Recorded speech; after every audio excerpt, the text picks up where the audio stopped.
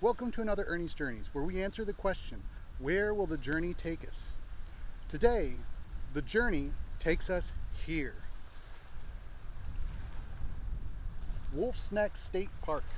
Wolf's Neck Woods State Park is a public recreation area located on Casco Bay on the southeastern side of Freeport, Maine. Wolf's Neck is a nature lover's wonderland, featuring white pine and hemlock forests, rocky shorelines with breathtaking maritime views, and a salt marsh estuary. It's 244 acres big, and all of it on a narrow peninsula, Wolf's Neck, with Casco Bay on one side and the Harraseeket River on the other. There's lots of year-round activities to do here. Hiking and trails that range from easy to artery busting. There's a variety of picnicking choices from field to forested, and I really like that the handicap accessible picnic tables are aplenty and easily identifiable. Bird watching attracts tourists in spring and summer, especially the osprey, which can be observed nesting on Guggen's Island. I didn't see any on this trip, but there were lots of other birds to enjoy. If you're a birder, Feathers Over Freeport, an annual bird watching festival, happens here in the spring. I'll put a link down below for more info. Okay, let's clear something up. There are no wolves here. The name comes from Henry and Rachel Wolfe, the area's first settlers who staked their claim here in 1733. The park came into existence in 1972 when what was once part of an organic beef farm was donated to the state of Maine. Since then, this peninsular wonderland has attracted over 70,000 visitors yearly. Let's talk about these trails. When I described this park as a wonderland, I was absolutely referring to Alice. There were so many different types of trails, from stone paths to split logs over mud to gnarled pine paths that will have you dancing a trekker's two-step to keep from tripping. I felt far removed from civilization, but it didn't feel like typical woods. It was more, magical? The trails here inspire solitary wonder. There were plenty of people here, but the paths wind and wend enough so that you don't feel like you're sharing the forest with anyone.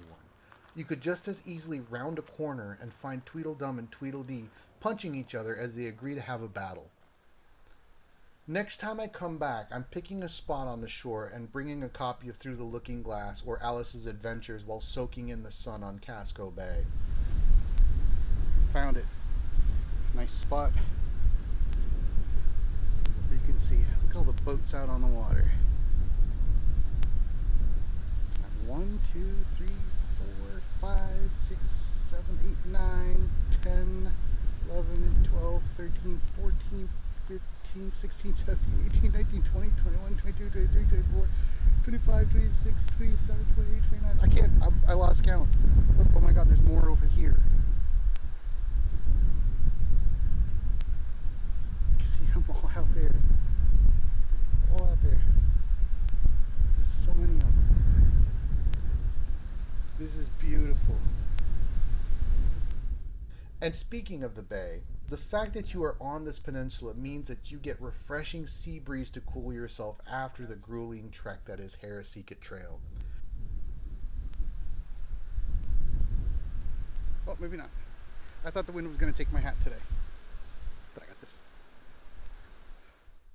Please take a few moments to enjoy the pet-friendly nature of this park.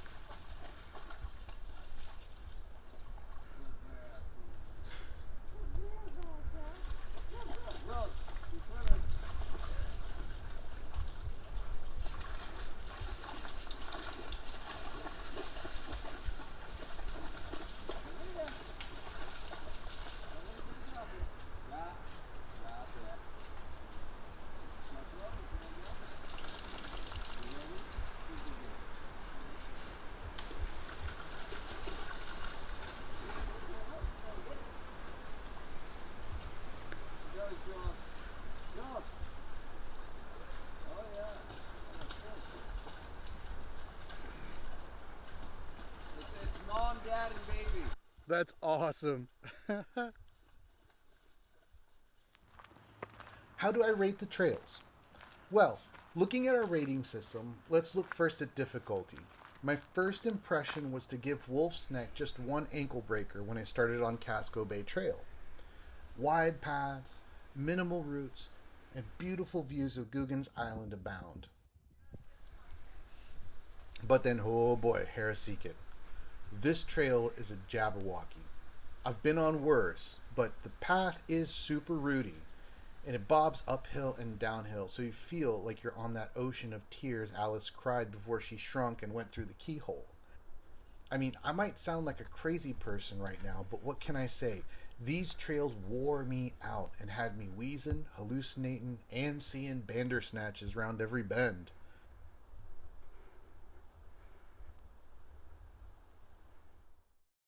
Still though, the fact that there were frequent ocean breezes to soak up lessened the harshness of the hardest parts of the trail. Also, don't be fooled into thinking that you can get to your car faster by taking Wolf Neck Road, which the Harraseeket Trail crosses twice. If you look at the map, you'll actually be going the long way around to get back to your car, even if it is on pavement. Tough it out and keep to the trail to get back to the parking lot quicker, or pound tar and take twice as long to get back. I'll give this one a sliding scale of 1 to 3 ankle breakers. It just depends on which trails you take. If you want easy with even paths and plenty of seating, go with White Pines Trail, which is fully handicap accessible. And North Loop Trail, you can even stop to see cows at pasture on North Loop. I give Casco Bay a 2 on the ankle breaker scale, and Harraseeket Trail and all the interior trails a 3. Even though these are moderately strenuous, it's worth it. As to shutterbugs, man, 5 out of 5. This park is beautiful. There were Ladyslippers everywhere when I went. Look at that. Those are Ladyslippers. These are protected flora. Flora, is it? Yeah, flora. Not fauna, flora. I stopped here because I was going to look at this boat. Where is it? There it is.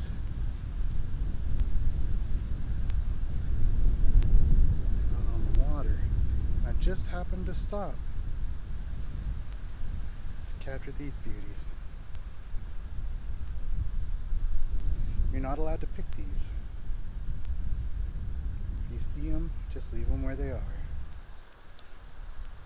Here's another. Look at them. Look at these guys. Those are beautiful. From barnyard buddies to birds of prey, there's plenty of wildlife to photograph. In fall, the park is a destination for leaf peepers. So if soaking in fall colors is your thing, definitely come. Just be sure to dress warm. I highly recommend picking up one of the free brochures at the park entrance. They can be found over by the public restrooms. I didn't find these until after I left, so I just had the picture I took with my phone. It wasn't bad, but the brochure lets you know where the overlooks and tide pools and such are. Finally, I give this park 5 deep breaths.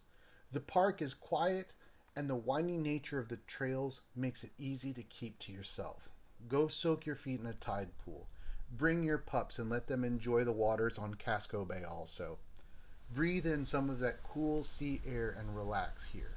You'll head back into the hustle and bustle of downtown Freeport feeling refreshed. Thank you for watching Ernie's Journeys. If you like this video, please give it a thumbs up. Don't forget to hit the subscribe button and ring the bell for notifications. New videos post every Tuesdays, Thursdays, and Saturdays. Join us next time when we ask the question, where will the journey take us?